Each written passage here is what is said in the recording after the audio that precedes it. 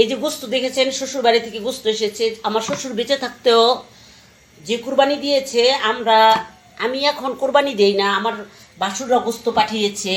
তো হচ্ছে আমি ফ্রিজ যখন ছিল না, আমার মায়েরা চাচিরা যেভাবে রান্না করতো, আমি এখনও সেইভাবে একেবারে গোস্ত সব রান্না করে ফেলি, যাতে বাচ্চারা যে পুরোনো দিনের কথা মনে করে ঝুরা গোস্ত খেতে পারে। আমি এই কাজটা করি, আমি ফ্রিজে রেখে রেখে রাখি না, আমি দুই এক রাখি কিছু অল্প, আর হচ্ছে সবে আমি রান্না করে ফেলি। তো আমার এই যে রান্নার প্রক্রিয়া চলছে, কেটে নিচ্ছি, সাথেই থাকবে। যে গোস্ত আছে এটাতে এখন আমি রান্না করব হাতে মেখে। তো কোরবানির গোস্ত আমরা এইভাবে রান্না করি। এই যে পেঁয়াজ দিয়ে দিচ্ছি আন্দাজ মতো, আমি সব আন্দাজ মতো দিচ্ছি, কারণ আমরা যারা মহিলারা আছি রান্না করতে করতে আন্দাজ হয়ে যায়। তো 15 কেজি আমি এরকম 15 বার দেবো। 1 2 3 4 5, আমার শাশুড়ি এভাবে দিত। 6 7 8। এটা আমি গরম মশলা একদম এটা চুলার নিচে দিয়ে তারপর গরম এটা ব্লেন্ড করে নিয়েছি। গরম মশলা, এলাচি, দারচিনি এগুলো সব একসাথে দিয়ে দিলাম। তারপর হচ্ছে জিরা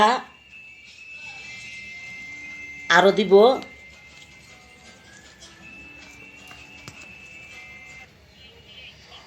এই যে দেখেন, হলুদ 1 2 3 4 5। এই যে লবণ টবণ সব আমি দিয়ে দিয়েছি।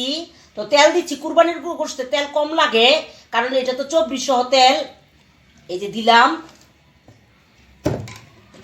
এখন এটা হাতে মাখা দিব, আমি 2 হাতেই মাখা দিব, কারণ হচ্ছে আমার হাত ধোয়া, অন্য কিছু মনে করবেন না। তারপর আমি প্রেসার কুকারে রান্না করব।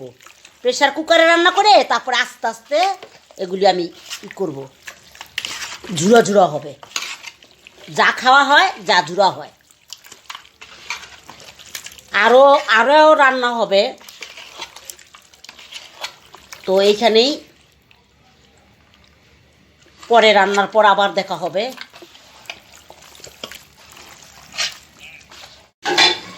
এই তো রান্না হয়ে গেল, সব রান্না করে নিলাম। তো এইভাবে আস্তে আস্তে ভাজা ভাজা হবে, একদম ঝুরা ঝুরা হয়ে যাবে গোশত আস্তে আস্তে জাল পেতে পেতে। এই যে আরেক পাতিল, তো এগুলি সব জাল করতে করতে একদম ঝুরা ঝুরা হয়ে যাবে। ঈদ মুবারক। কেমন আছেন সবাই? আসেন।